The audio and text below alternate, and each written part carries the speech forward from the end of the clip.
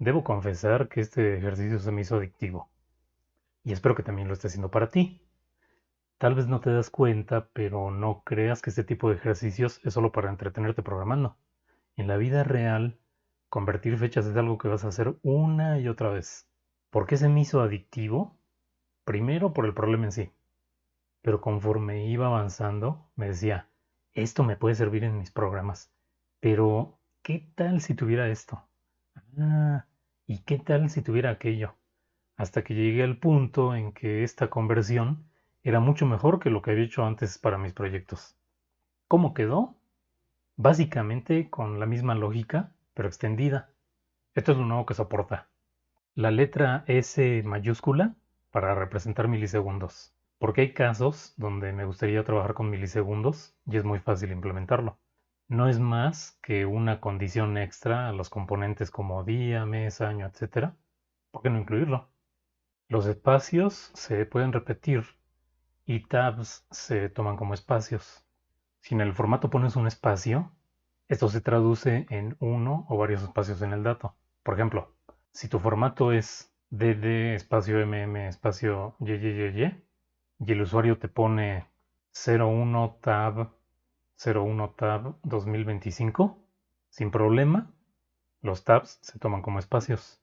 Igual si te envían 01 espacios 01 espacios 2025, se interpreta sin error. Con este cambio, no debes poner varios espacios en el formato porque el primero se saltaría todos los espacios y el segundo fallaría porque ya no habría más espacios que coincidan. Códigos de escape. Si escribes una diagonal invertida, el siguiente carácter se toma como tal. Esto sirve para casos donde el formato incluye una letra que normalmente se interpretaría. Por ejemplo, hoy es DDMM,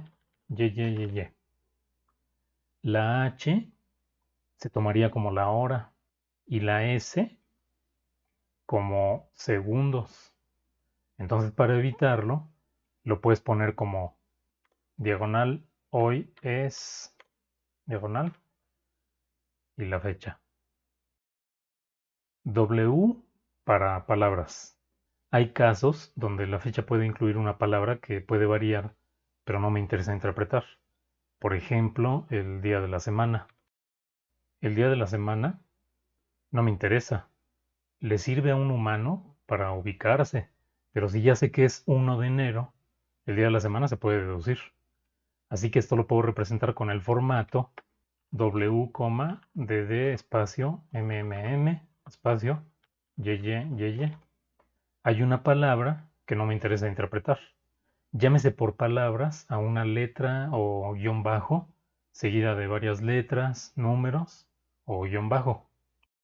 Z para uso horario o zona horaria. Si trabajas con fechas en diferentes países o incluso en tu mismo país, tendrás que tomar en cuenta el uso horario. Inicialmente lo implementé como GMT más N, donde N es el número de horas con respecto a la hora del meridiano de Greenwich. Por ejemplo, México está en GMT -6, pero España está en GMT +2. También puedes poner UTC para referirte a la hora universal, lo que sería equivalente a GMT +0. Hasta aquí me conformé. Pero cuando lo estaba implementando, me di cuenta que podía tomar los usos del diccionario que Java tiene definido. Por ejemplo, en México, GMT-6 también se escribe como CST, o sea, horario del centro. Nueva York tiene el horario EDT, que es lo mismo que GMT-4. Y así, Java tiene definidos cientos de códigos. Así que si escribes cualquiera de ellos, lo interpreta. Por ejemplo, Europe, Mónaco, Zulu, BST, etcétera. Opcionales. Este te va a gustar porque benditos usuarios cómo dan problemas cuando se trata de fechas. Si encierras parte del formato entre corchetes, significa que es opcional. Es decir, se va a ir interpretando, Pero si llega a fallar, entonces se salta todo ese formato y continúa interpretando. Esto se ve mejor con un ejemplo. Supongamos que te mandan 9 pm y el formato es HH espacio A. Perfecto. Pero de buenas a primeras se les ocurre mandarte 9 pm sin espacio. Bueno, pues ya hay problemas. Y la alternativa es que escribas el formato de esta manera. HH, corchete, espacio, corchete A. Esto significa que el espacio es opcional. Otro ejemplo. ¿Quieres interpretar fecha y hora? El formato es YYY, diagonal MM, diagonal DD, espacio, HH, dos puntos, MM, dos puntos, SS. Pero en ocasiones no te ponen la hora. Bueno, pues puedes ponerlo así. YYY, MMDD, corchete, espacio hora, corchete, dos puntos MM, corchete, dos puntos SS, corchete, corchete, corchete.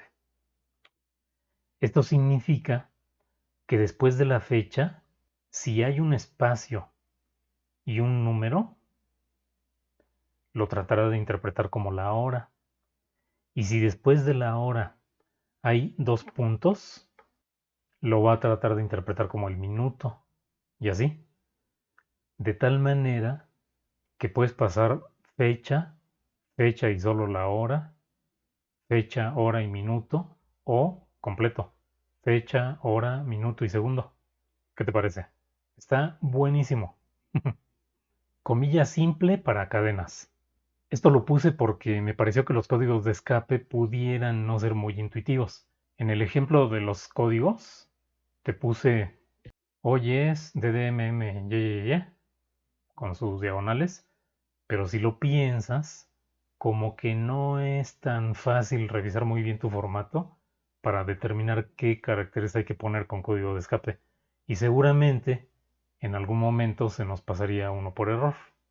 Una alternativa es que si encierras un texto entre comillas, este se interpretará tal cual.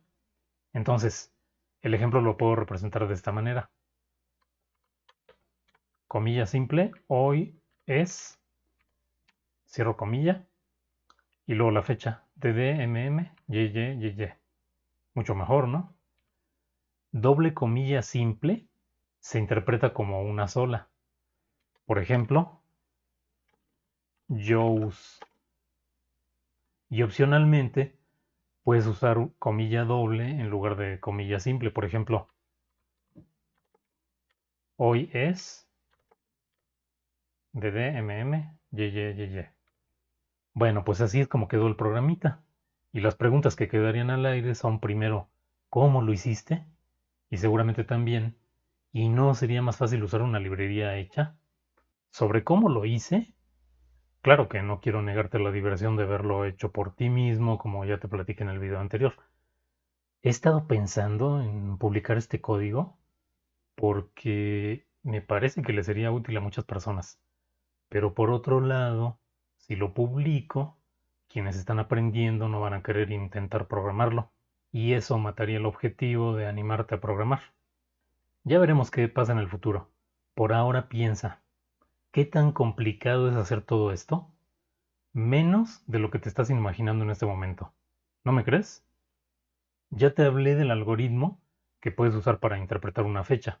Básicamente hablamos de un ciclo donde tomas el siguiente carácter, si es un carácter reservado, entonces parseas su componente y lo guardas en tu lista de componentes.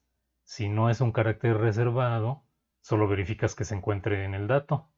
Al final, juntas todos los componentes, año, mes, día, hora, minuto, segundo, armas una fecha y listo. Los cambios que te mostré no son más que condiciones adicionales al algoritmo. Si el siguiente carácter es un espacio, entonces continúo comparando en los datos mientras existan espacios y ya. Si es una W para palabra, entonces continúo comparando mientras encuentre letras y números. ¿Te fijas? Nada del otro mundo. En el caso del uso horario, Comparo el dato con GMT. Si lo encuentro, entonces el siguiente carácter debería ser más o menos. Y después debería seguir un número. Si obtengo los tres componentes, pues ya tengo toda la información. Si no coincide con GMT, entonces verifico si coincide con UTC. Y si tampoco coincide, entonces tomo la palabra completa y la comparo con los identificadores de zona horaria de Java. Esos identificadores los puedes obtener con timezone.getAvailableIDs, que devuelve un arreglo de strings. Así que solo resta comparar. Si hay una coincidencia, con ese ID obtienes la zona horaria. Hay un método timezone.getTimezone que le pasas el ID y te devuelve la zona horaria que le puedes asignar a la fecha que estás armando. Muy simple. Por eso es que fácilmente pude implementar cualquier código de zona horaria. La diagonal invertida no es un carácter especial, así que tu algoritmo normalmente compararía que exista esta diagonal en el dato. Bueno, pues ahora si ya sabes que no es un carácter especial, en lugar de verificar que exista esta diagonal en el dato, simplemente obtienes el siguiente carácter y lo comparas.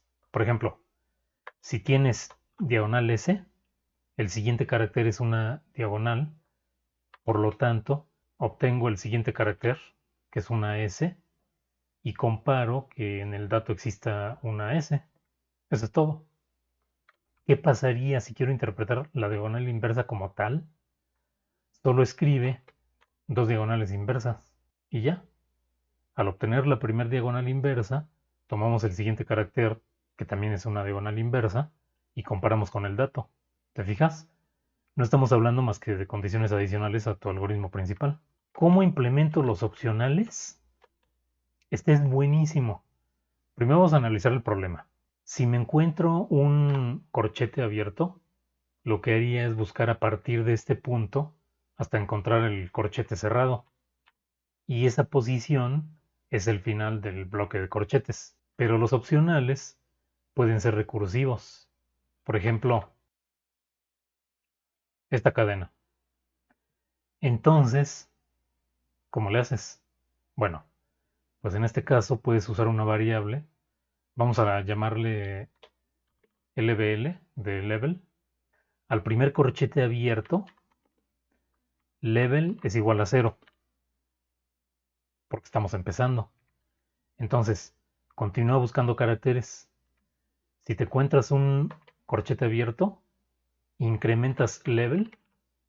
Y si te encuentras un corchete cerrado, preguntas, ¿level es 0? Si no lo es, decrementas level. Y si lo es, ya llega hasta el final. En este ejemplo, encuentro el primer corchete abierto, level igual a 0. Continúo buscando, hay otro corchete abierto, level igual a 1. Me encuentro otro corchete abierto, level igual a 2. Continúo y me aparece un corchete cerrado. Me pregunto, ¿level es 0? No. Entonces level es igual a level menos 1. O sea, 1. Y sigo buscando. Otro corchete cerrado. ¿Level es 0? No. Entonces level es igual a level menos 1. O sea, 0. Sigo buscando y me encuentro otro corchete cerrado. ¿Level igual a 0? Sí. Entonces ya encontré el corchete del fin del opcional. Ahora solo hay que armar todo. Si me encuentro un corchete abierto, lo que hice fue implementar un stack, donde voy a guardar el estado actual de mi algoritmo. Día, mes, año, etcétera. Además de la posición en el formato y en el dato. Entonces, continúo interpretando y pueden pasar varias cosas. Si me encuentro otro corchete abierto, nuevamente push del estado actual. Si detecto un error, por ejemplo, parseas hora, parseas minuto y al parsear el segundo, error. Resulta que no es un número. Entonces, pop del stack, restauro el estado del algoritmo, es decir, regreso los valores de hora, minuto, segundo y posiciones, y me brinco la parte opcional. Si me encuentro un corchete cerrado y todo va bien, significa que el opcional se interpretó correctamente. Así que hago pop al stack, porque ya no es necesario, y continúo. Si me encontrara un error y el stack está vacío, entonces lo reporto como un error. Igual, si terminé de analizar toda la cadena y el stack no está vacío, también reporto error, porque significa que nunca apareció el corchete cerrado. Eso es todo lo que tienes que hacer para implementar opcionales. ¿Te fijas qué sencillo? Solo te platico un detallito, y es que me pareció ineficiente tener que guardar todos los componentes de la fecha en el stack. Así que lo que hice fue una clase que representa una lista enlazada. Fíjate qué ejercicio tan completo resultó de interpretar fechas. Entonces, en realidad cuando encuentro un corchete abierto, guardo la posición en el formato, posición del dato y mi lista enlazada vacía. Cuando parseo un componente, por ejemplo el día, si el stack no está vacío, le agrego a la lista enlazada el día y continúo. Si me encuentro un mes, agrego el mes a la lista enlazada. De esta manera, en el stack solo voy a guardar los componentes que haya modificado. En los casos donde tenga que restaurar, lo que hago es recorrer mi lista enlazada y con esto restauro solo los componentes que fueron modificados. Mejor, ¿no? Una curiosidad para que tomes en cuenta. Cuando comencé con los opcionales, si me encontraba un corchete abierto, lo que hacía era buscar el corchete cerrado y guardar esa posición, de tal manera que si lo necesitaba, ya tenía la posición donde continuar después de restaurar mi estado. Pero después me di cuenta que estaba perdiendo el tiempo, porque si hay corchetes recursivos, entonces estaría revisando las mismas cadenas varias veces. Una repasada para el corchete principal, otra repasada para el secundario, y así. Entonces dije, no, pues esta es una pérdida de tiempo, y lo cambié por la forma que te comenté. Guardo la posición del corchete abierto y solo busco el corchete cerrado en caso de falla, y así lo hago más eficiente. Ah, y un consejo para que tomes en cuenta. Antes de comenzar a convertir, asegúrate que tu stack está vacío y cuando termines, límpialo si quedó algo. Esto porque cuando estaba corriendo las pruebas, de repente fallaba y cuando volvía a correr la prueba que falló, funcionaba. Lo que sucedía era que se producía un error, el método terminaba, pero dejaba datos en el stack, y en la siguiente invocación, pues todo se interpretaba mal. Y finalmente, las comillas opcionales. Una vez que hiciste los opcionales, las comillas son triviales, porque es solo una variante. Si me encuentro una comilla, simplemente busco hasta encontrar la siguiente comilla. Aquí no hay recursividad, solo la condición de que si me encuentro dos comillas seguidas, las interpreto como una sola. Y aquí también te tengo una curiosidad. Lo primero que pensé cuando iba a hacer esto es agregarle al ciclo principal una bandera de modo comillas. Entonces, leo un carácter. Si modo comillas es true, entonces comparo directamente el carácter. Si no, entonces interpreto el carácter para ver si es un componente. Pero no me gustaba porque pensé, para cada carácter que compare, estoy agregando una condición extra para saber si estoy en modo comillas. Y eso me pareció ineficiente, a tal grado que no lo iba a implementar, porque las comillas es una característica que rara vez la voy a utilizar. Entonces estoy alentando el algoritmo por una característica muy eventual. Ya lo iba a ignorar cuando se me prendió el foco y lo que hice fue simplemente, si me encuentro una comilla, pues hago un pequeño ciclo para encontrar y comparar hasta que se termine la comilla y ya. El resultado es que esta característica tiene un impacto cero en la velocidad del programa. Si la uso bien y si no, no se hace más lento el programa. Bueno, espero haberte dado muchas ideas con esta explicación La segunda pregunta que tal vez te hagas es, ¿no sería más fácil hacer todo con una librería ya hecha? Bueno, de entrada, esto es un ejercicio de programación en el curso, así que si lo que estamos haciendo es resolver un problema para aprender a programar, ¿qué beneficio obtendrías usando una librería? Ahora que si estamos hablando de no aprender, sino de un desarrollo formal donde tal vez no te interesa gastar tiempo, entonces una librería podría ser tu solución. Hay muchas librerías para hacer este trabajo disponibles, incluyendo el API de Java. Si te interesa, una de las más conocidas se llama YodaTime, que tiene toneladas de información, además de parecer una fecha. Solamente que el detalle que veo en algunas librerías o API estándar es que la conversión de fechas suele ser demasiado tolerante para mi gusto. Y es que lo que más me he encontrado profesionalmente es lidiar con los usuarios.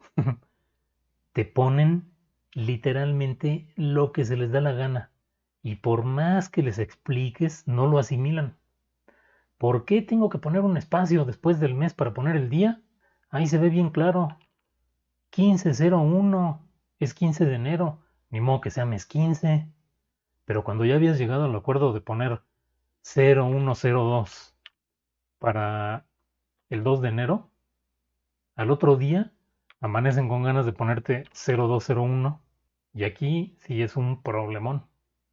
Otro caso típico es que si les dices que escriban fecha y hora, entonces te van a poner 0101 2025 2200 y al otro día te van a poner 0102 2025 10 pm.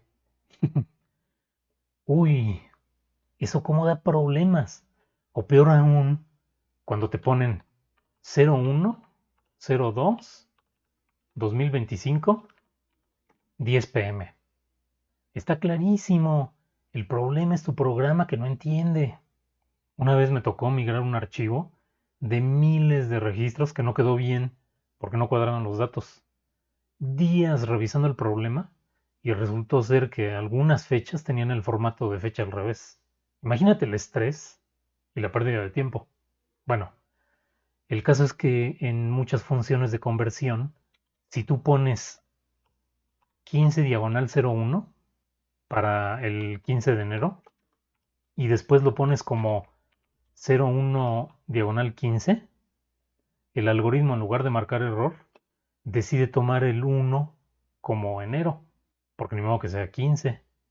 O por ejemplo, le pones 32 diagonal 01 y lo que interpreta es 1 de febrero, porque como se pasó por un día, pues se lo sumamos. O por ejemplo, cuando el programa decide el formato de fecha dependiendo del país donde te encuentras, que no tiene nada de malo, pero cuando te toca trabajar con gente de Estados Unidos, Sudamérica o Europa, entonces sí, el lío en que te metes. Toma en cuenta estas situaciones antes de tomar tu decisión, pero por esto y más, personalmente me he inclinado a hacer mi propio algoritmo que pueda controlar a mi gusto y sobre todo que no me dé sorpresas al tomar una misteriosa decisión que después me cause conflictos en el sistema.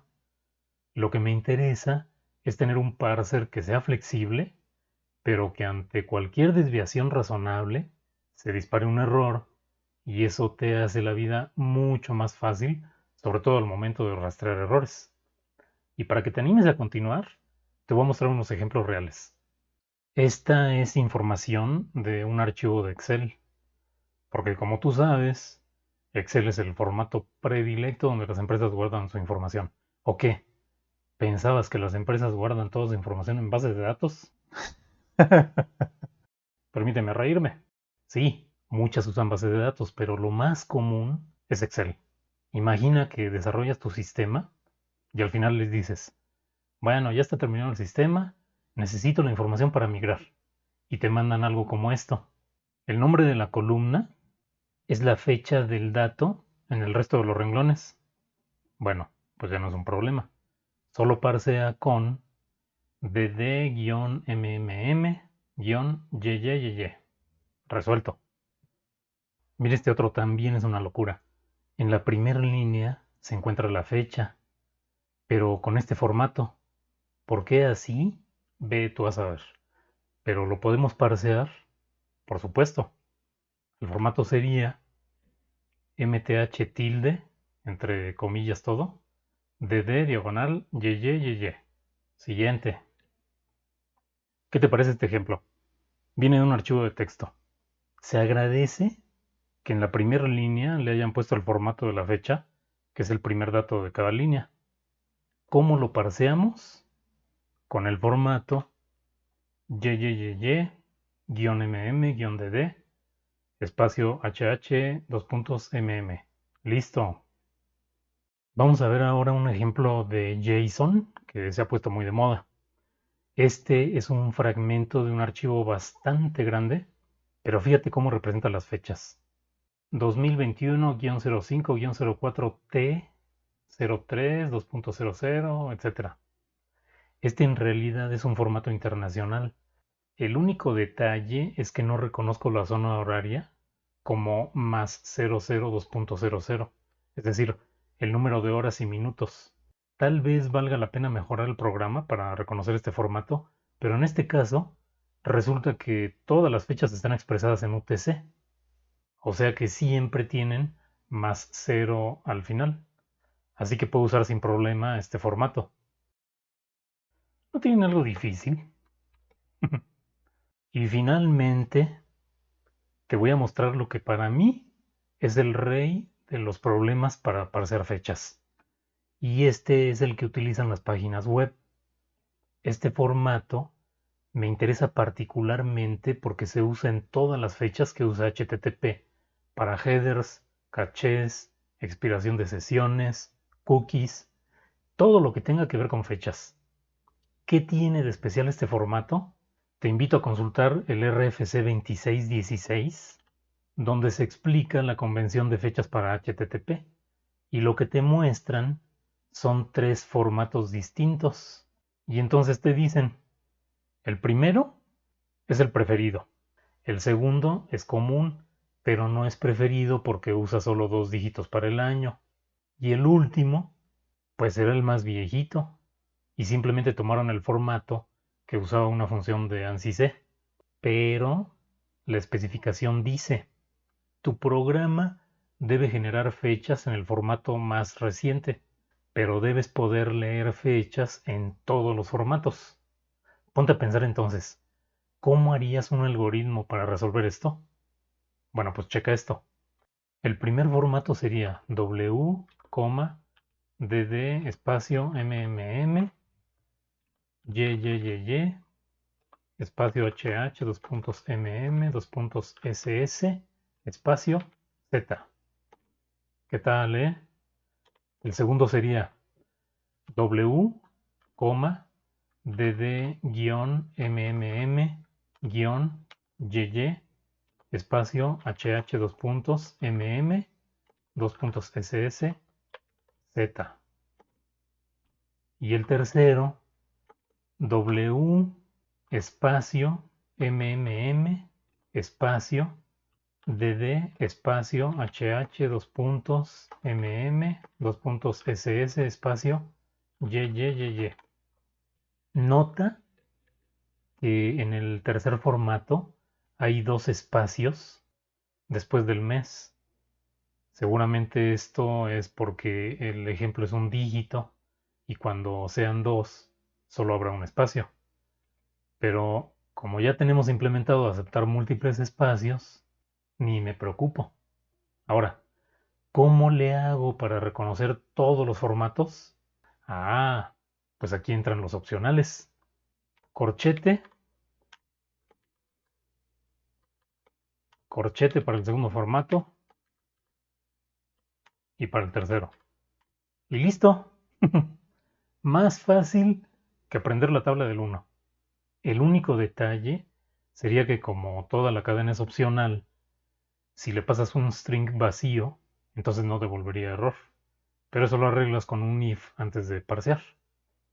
Bueno, creo que ya es suficiente plática de este tema. Continúa resolviéndolo. Créeme que vas a aprender como no tienes idea. Para terminar, Te voy a mostrar mi lista de pruebas, donde le hice un nuevo cambio. Ahora las pruebas están divididas en grupos de 3. Mira, la primera cadena es Y, si la prueba debería funcionar, y N, si tiene error. De esta manera, si una prueba falla, reporto el caso y ya no continúo. Pero si tuviera N y la prueba no falla, pues también lo reporto, porque se supone que debería ser un error. Esta es mi lista de pruebas.